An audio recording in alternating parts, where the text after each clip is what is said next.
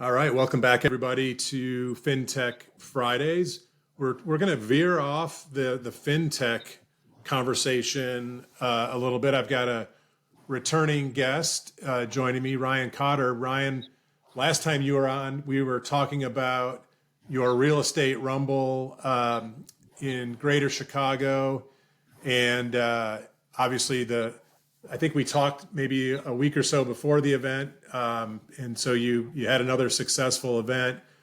But during our conversation, I was super interested in kind of your day job. The day job, right? Yeah, and I thought, I spend a lot of time, and my company, we spend a lot of time trying to educate the greater lending community and maybe loan officers, at a local level on the importance of using financial education, financial literacy to help more people in a loan officer's community and help expand home ownership. And you've kind of taken it to a different level based on kind of what I'm learning about you and your business strategy in Greater Chicago.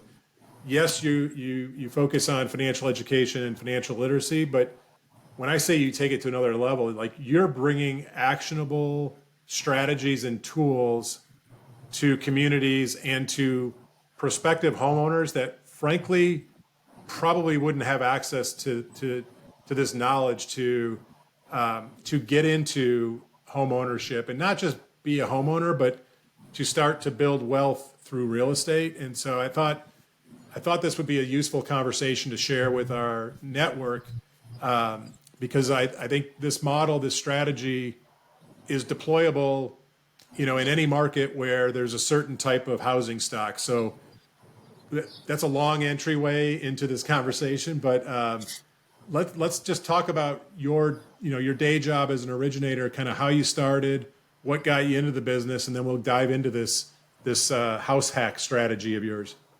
Yeah, cool. Yeah, so right out of college, I've been on construction sites since I was 10 years old. I always joked that when I was a little kid, I'd get up Saturday morning and not watch cartoons. I'd watch This Old House.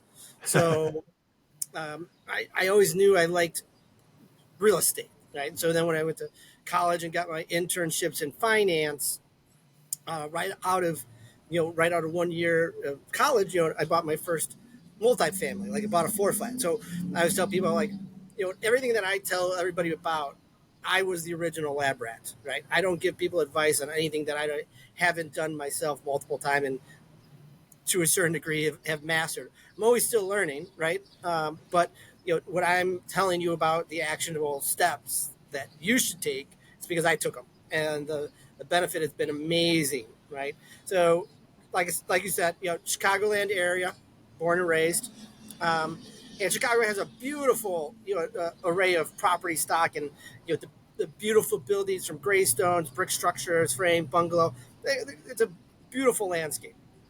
And my system, again, started with being somebody in finance, finding the little nuances, taking advantage of them, messing up for sure, right? On them, and then refining them, and then becoming better at it, and then expanding it, right? So we talk a lot about some terms that within the real estate community have a negative stigma associated with them. FHA, 203K, acquisition renovation loan, right? Credit towards closing costs, like things that would generally make a seller scared, listing agents scared, and we've just done it in a I one. want to I want to emphasize something because, and I think you're getting to this. Yeah, I don't know that the sellers get scared. The sellers are told to be scared by their listing agent. Is that correct. fair to say? It's fair. It's fair. And I mean, you see, like we see it hidden in plain sight all the time, in listing sheets where the financing options, preferred options, are cash or conventional financing, which is Yeah. code for no FHA. Don't Right. bring us this FHA offer. But I've just been able to use this thing like a very surgical scalpel in finance and show people how to duplicate what I've done. And the success stories are phenomenal. People that put together portfolios and you're leveraging the financing. They're getting money to fix it up. But again, it goes back to the property stock, and we'll get into the Yeah. nuances of the hack. But it's right in front of you. There's no special program. There's no special ticket you got to punch. It's just sitting right in front of you. You just got to take advantage of it. And most loan originators have access to FHA products, right? That's your point. It's right there on your shelf in inventory, ready for you. Yeah, it's a tool in the tool shed that 95% of loan officers never pick up. Yeah. So let's get into it, because you've kind of branded it as well, right? What do you call your system? I call it the 4-3-2-1 steps to financial freedom. Now, I've heard people call it and 4-3-2-1 hack, and I'll get the explanation behind it and the reasoning behind it. But I've heard other people have a similar system or do something like that. I did it though. I mean, I did it. So they talk about it and they I wish I would have done this, right? This is a common phrase I hear when people talk about it, but I actually did it. So I bought my first building, bought a 4-flat. And I just wanted the income producing component. I was young, single, lived in one unit, rented out the other 3, and rented out a couple bedrooms to college buddies. So I was really cash flow positive. And when you don't have a housing payment and you don't go blow that extra money that you pay to have that roof over your head, like we all have to do, you save up money pretty quickly. Right? Yeah. Then I was able to save enough money to buy the building down the street, then the building behind me. And the reason why I say 4-3-2-1 is because if you buy a 4-unit property first, okay, they are going to believe it's owner occupied. Owner occupancy is the key to this, right? You got to live in the property. So you move into the 4-flat, and then you create equity over time, or by using a 2 or 3K tool. Fannie and Freddie have their acquisition renovation loan. Use something. Take a home equity line, right? Do the work yourself, right? You create equity, and then you're able to refinance out of the FHA loan, because you're only allowed one FHA loan as your primary residence. So you refinance that into a conventional mortgage. Now you've created equity. There's some advanced classes. I won't get into that right now, but you just refinance. It's called BRRRR. You buy, you renovate, you refinance, and you repeat, right? So you use the FHA tool to do that. Then you freed up the FHA again, and then you go buy a 3-flat, because these gatekeepers of money, they're called underwriters, right? Doesn't matter what I say. If the underwriter doesn't believe it, your loan gets denied. Okay? That's it. Turned down. But if you're going from a 4-flat to a 3-flat to a 2-flat to a single family, underwriters will believe that trajectory, because that makes sense. I'm dealing with 3 tenants now. I'm going to go to a 3-flat where I'm only going to deal with 2 tenants. Then I'm going to buy a 2-flat. I'm only dealing with 1 tenant. Then I buy my single family, right? A lot of people want to buy that single family first and then start doing this, but you can't, because they're not going to believe, no matter how much financial sense it makes, that you're leaving that single family or condo to buy a multifamily and you're going to live in it. It just doesn't register, with them. So when people tell me hey, oh man, I totally want to do that, but I want to buy this thing, you're not going to, because they're going to look at the next one as an investment property, and you got to put 25% down. You just create a super high barrier to entry. But if you do it this way, a step down, they'll believe it, and you get to use 3.5% down payment the first time, 3.5% down payment the second time, 3.5%, all the way down. And I'll show you how to create good debt, right? There's bad debt and there's good debt, right? There's debt that is tied to an asset that creates income. Good debt, right? Yeah. Bad debt. And I don't mean this in any negative way, because when you buy a home, that's very transformational, right?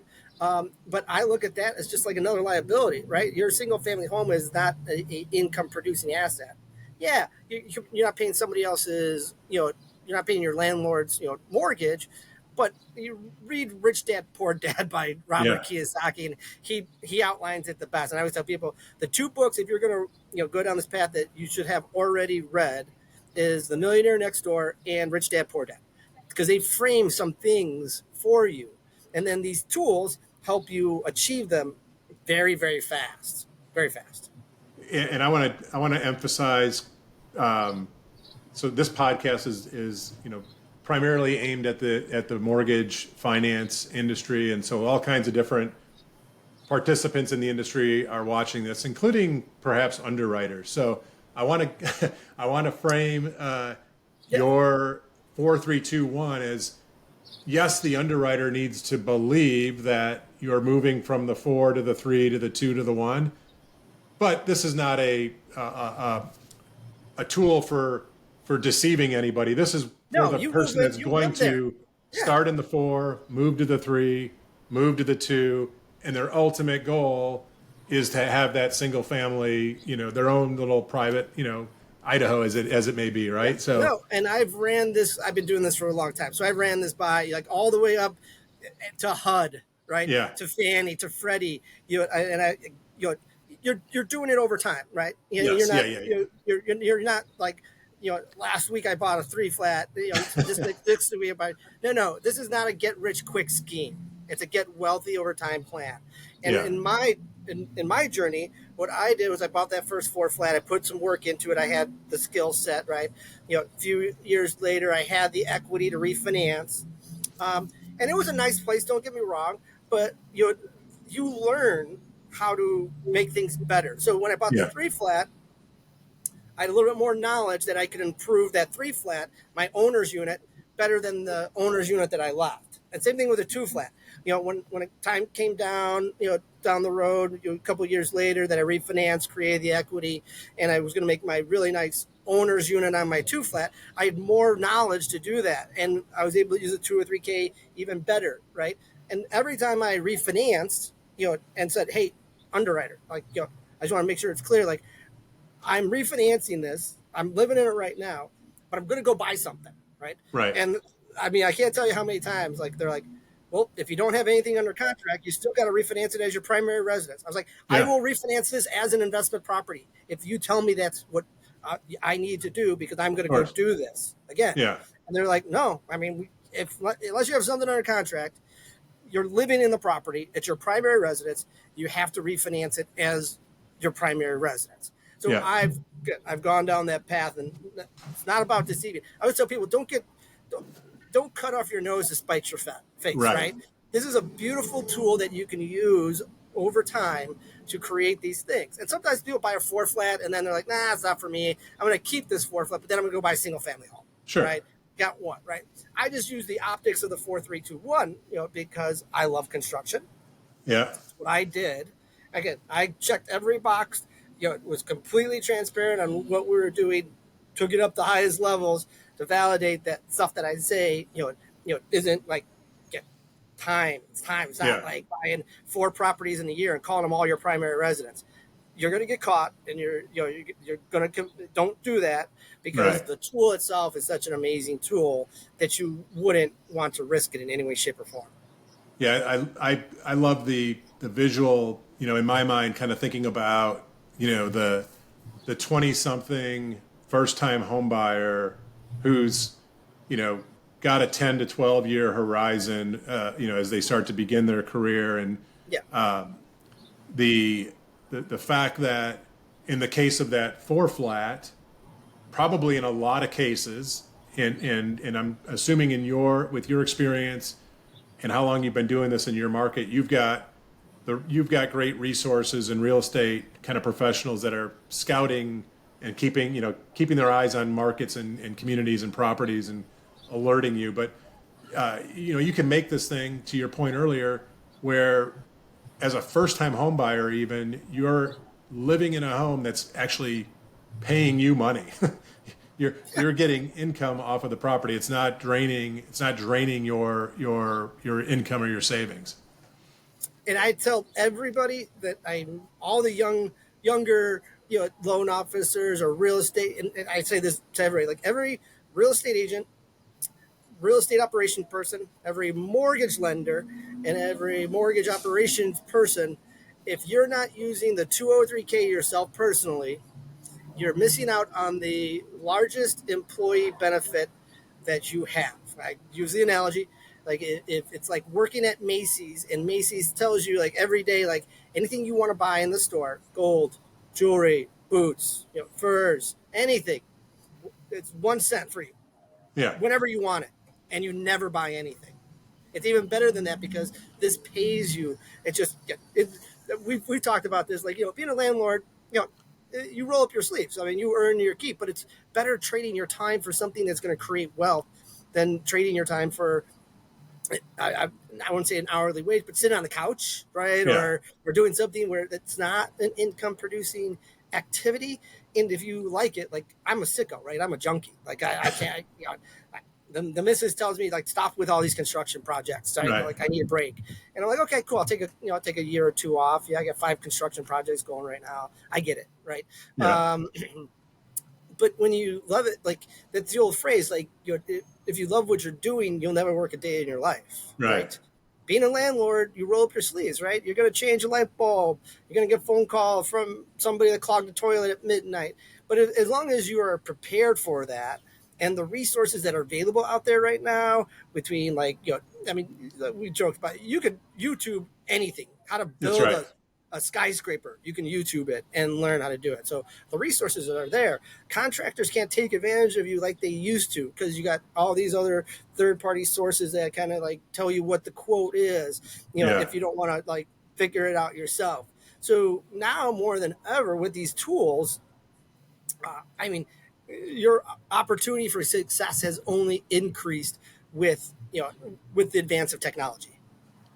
And maybe you correct me if I'm wrong here, but as I think about what we're talking about, I also think this strategy, whether it starts with a floor plat or even a duplex, or even a single family, but the strategy of using some of these financing tools like the 203K as an example is helpful, especially in this market where there's limited inventory, Mm-hmm. because now you're not stuck on a certain aesthetic of property that you want to acquire. You could be whatever you want if you Yeah. use these tools, because you can acquire and renovate, right? It's so to me, it opens up the a little bit of the inventory challenge in certain markets by being able to look at properties that need a little love and care, and get them to a place that is suitable for an individual or even a small family.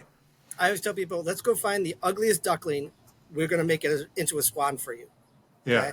And how I, basically get people to kind of change their thought process, right? Because 99% of consumers go through it, the home buying process like this. They look at what I like to call bright and shiny pictures on the internet, right? Ooh, I like that kitchen. Ooh, I like that bath. Then they're like, oh, is it in the neighborhood? Is it down the street from my favorite bar or restaurant? Cool. Last thing they go is, can I afford it? What's the numbers, right? And when we go into, like, the multifamily, whether you go, and I have clients that start down that path, but then shift to maybe a value add single family, whatever. But we look at numbers first, right? Numbers don't lie; they have no feelings, right? Once you start doing that, you're changing the way you would normally do something, and it opens up, like you said, that vision changes, right? Like, I don't have to look at bright and shiny because I can make bright and shiny, Right. right? I don't need this because I can work with this, right? So just expanding the horizon, and I think every mortgage professional should use a 203K to buy their primary residence, whether that's 1, 2, 3, 4, because you're in the industry, you have leverage. So that's one of the biggest things about the stigma on the 203K. Contractors, they're a little flighty sometimes, right? And if you're not giving them multiple transactions, right? At the end, they could be working on another job and stopping by your place every so often, right? Yeah. Even though they're not being paid, they got to keep on, churning the butter, for lack of better words. Um, but like real estate professionals, mortgage professionals, you could apply leverage to a contract. Like, hey, you don't want to, you know, dilly dally on my job, do you? Right. Because I get your name out there, and not the good way, right? Right. And that is powerful. If you're a real estate agent in a real estate company, you could use the guy or the group that's doing the stuff for the owner and everybody else. There ain't no way he ain't going to be on top of your stuff, Right. right? And so you're eliminating some of the potential headaches that a consumer may run into, right? And so what I find when I do this for real estate agents, and people, they're like, yeah, no, like my guy was on it and we got it. It was awesome. I want to do another one. Right. Right.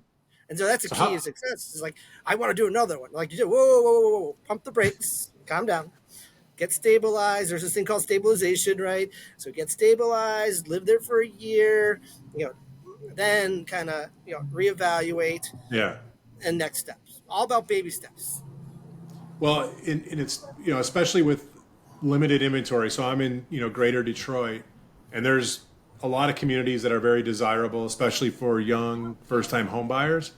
But they're being, these are the properties that are, continually being overbid 30, 40, 50K, right? Yeah. And so, if you're 24, 25, 26, even 27 years old, and you ultimately want to be in that community, but but overbidding by 50K is probably not the best economic decision today. It's a horrible Go, idea. yeah, go, It's a terrible idea. three towns south. Start in in a multifamily, a duplex, a triplex, a four flat. Yeah. Live there, live there for 2 years, and then play the market. If the market opens up in that desired community, then you can make that move. Or maybe it's the next community north of where you're at that you do, you start doing apply the plan. You go from the 4 to the 3, and ultimately maybe in 8 years you're in that desired community. But by the time you're there, you're basically, you're there. I don't want to say for free, but you've kind of paid for the house by the three prior properties. I'd say more than free. That's not the angle that we're going after. And I'll use a good analogy. So had this couple come to me and they wanted to buy the wife was really dead set on the Lincoln Park condo, and Lincoln Park is a kind of an affluent neighborhood. All the bars and restaurants, and the husband, he worked for like a construction company. So I'm like, can I just tell you about this? Let me just throw it out there for you. And I started telling about 4321 and stuff like that. And it's like, no, don't want to do that. That doesn't sound like any of interest to me too at all. Cool. All right, just want to throw it out there. As they're looking, well, maybe we'll give this an option. Let's go check out some properties. And they found, like you said, like a few neighborhoods over, Yeah. and they bought the 3 flat, fixed it up, rented it, and the area that they were in, that popped, right? So you got A plus areas, and then you got like B plus. Sometimes those B's or C's turn into A's, right? Yeah. And I can't tell you how many times I get people thanking me like years down the road, like, we can't thank you enough. Like, Right. you totally changed our lives. Like, we love our place. And the whole adage with that particular client was like, hey, if you do this, when you're not going to get the little box Yeah. condo in Lincoln Park that you're only going to get right now, you're going to get a big place in Lincoln Park in about 8 years from now. Little one now, big one later. Which one do you Right. want to do? And they ended up staying in that neighborhood and they just bought more stuff because that neighborhood blew up. Yep. And yeah, you can still drive to Lincoln Park, right, and go to the restaurants. There's these things called cabs and Ubers, and make your life real simple. But I have legitimately can't tell you how many people that I walk them down this path and they actually take it. They realize it pretty quickly. Like, this is a life-changing thing that I Right. just took the first bite, and yeah, I'm all about it now. I love it. This is it's so cool to. I mean, I've always kind of known about these strategies. Clearly, I've been aware of the mortgage products that could support them, but to actually have you come on and kind of share your story, and this is a big part of your business, right? And I'm guessing you've become well known in your community as kind of this financing expert around this strategy, and so you probably have a lot of other professionals who are referring folks your way, and I think Other it's mortgage professionals referring Yeah. these deals to me, and I'm like, Right. why won't you just learn it? And yeah, like I said, I have a construction background, Yeah. from being on construction sites. So I think the biggest piece of this is managing the expectation of the client up front, right? Like, oh, I watched HGTV and, I think you can renovate a house for $35,000. Like, no, you can't. Stop watching Yeah. that. It's not, Yeah. And it's not accurate. it never happens in an hour. No, it's not. It's not. None of it's accurate, right? I dissect like, okay, show me the show, and it's funny. I actually watched some of those shows for comedy. Like that's what it is. It's like Yeah. comedy. Like I bought it for 150. I put 50 into it. I sold it for 250. I made $50,000. Like no, you had carrying costs. You did all the work yourself, right? Right. You had Yeah. commissions that you're not putting on there. You lost money, and like that's the kind of stuff. Like I talked to a lot of HGTV people actually, Yeah. like Yeah. hosts and stuff like that, and like oh yeah, all those shows lose money. They all Oh lose yeah. money. Yeah. They're all in lawsuits because they did the work too quick. Right. It's like it's comedy. But once you realize like what a realistic budget is, and you factor it in to what you're looking for, right? It might not take like a week, a month. I mean, you might be looking for 6 to 8 months before you find your first one because Yeah. the numbers need to add up because now you know them. Yeah. And it's not a race. You don't have to move into that bright shiny condo right now, right? This is all about what's the best investment opportunity for me, and how does it make sense? And yeah, so guys in the industry, they're afraid of them, and it's not for everybody because you really got to enjoy construction, I believe, to like master this completely because you got to, man, I can tell you, we broke a lot of eggs to make this omelet. And you gotta have that egg on your face and just figure out like, no, I'm going to do another one and the next one's going to be better. And then you develop a system like anything. And now I'm the biggest proponent of like, yeah, we can close, 203Ks in 30 days, right? That's your average construction time. Your actual, residential time. Yeah. So, once you've developed the system to it, and the things, then you know what to look for. Like we're problem solving as soon as the client asks, what do you think of this property? We analyze the property for them. Not even doable. Don't even go look at it. It's not. Right. No way, man. Like they're saying it's. I can tell by the pictures, and the pictures are supposed to make it look good. And when you get out there, it's going to be worse. And I've had instances where a real estate agent has come to me and said, just like the HGTV, is like, I look at all the pictures that are available. I Google Earth it. I do a very kind of like forensic analysis of the property while we're on the phone talking about the property. And I can be like, how much did you think your construction budget was? And this lady was like $75,000. I'm like, I'm not seeing how that is even possible. I'm thinking like 2.25, 300,000. Like how can you say that without going on and actually looking at the property? I just looked at all the pictures and I know those are making it look good. And you got exposed walls. Yeah, I see subfloor. I'm seeing at a good day it's 225. I'll go out there. I put in that 300,000, and you think it's going to get done for 75? Like you're just not dealing in the right mindset. And if that's the case, like you're just wasting everybody's time. And like I couldn't go and tell like the listing agent that the agent that had the property under contract, who told them that they were going to get a 203K, and I'm a real estate agent. I know how to do this stuff. I couldn't go to the listing and go, this contract's going nowhere, and this should not be a direct reflection of the 203K, right? The 203K is a great tool.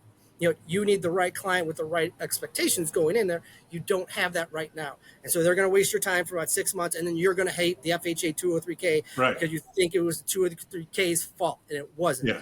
So that's the industry that we're in. So being an expert and being able to tell people, hey, how many testimonials do you want from the top real estate agents in Chicago? Because I could give them to you.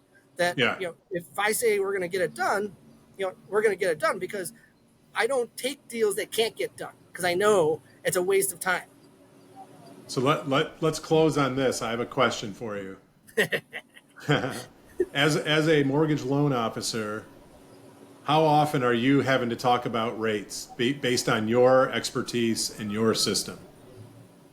I'd be shocked if every conversation didn't evolve around rate to some degree. But when you create, like, again, I'm helping people create wealth. It's Yeah. for me, it's looking at a bigger picture. So I always tell people, like, rates and prices fluctuate like this, right? Yeah. And buying real estate, you buy it, you underwrite it, your numbers, and then if the rates go down, you get to retrade that stock, Yeah. right? Yeah. You keep the value, right, and retrade it at a lower thing. Like, you don't get to, like, sell your 1,000 shares of IBM stock for $500 and then resell it when it hits 1,000. Right. Only in real estate are you able to do this. So I just put the big picture of, like, don't look at the rate, make sure the payment works, and because the rate could change and the payment could get better, right? So Very maybe unique situation. maybe I have another question. Same thread, different question. How often are you shopped against another loan officer? Doing a 2 or 3K? No, never. I mean, Exactly. there's like Exactly. 5 guys there's like 5 people in Chicago that actually know how to do it right. Like, like, if I hear, like, what are their names or something like that, and somebody's like, hey, why don't would you quote? I'm like, no, you're in good hands. You're in good hands. Like, Yeah. I know you're in good hands. You're going to be fine. If it's not Right. those 5 people, then yeah, at whatever rate you're getting quoted, it doesn't matter, because if it blows up, it doesn't matter. And I can tell That's you right. how it's going to blow up Yeah. even before it happens. That's part of why we're special. I know that anybody else doing this that doesn't tell you, I'll give them like 5 key things. Like, did you know this? Did you know this? Did you know this? And they're like, I've never heard that. That means the person that you're talking to doesn't know what they're doing, because those 3 things are the most important that you should know Right. before you even went out to look at that property. And so, yeah, people come like, what's the rate? Like, it's this, right? But Yeah. it's a bigger value add. Plus, I'm going to show you some other tricks along the way that really put the icing on the cake. Yeah. How you take out a That's home equity line and pay off your college debt, right? After you've done this multifamily, right? How you take yeah. out that home equity line and then use that for your down payment, right? How you should do your taxes, because if you don't do them the right way, you're going to shoot yourself. So there's a bunch of other stuff that I could say, like, you want monkeys, you pay peanuts. You Yeah. want an expert, you're going to pay for it. Right. No, I love it. And I think what it does in my mind is it reinforces that, become a specialist, become expert in something.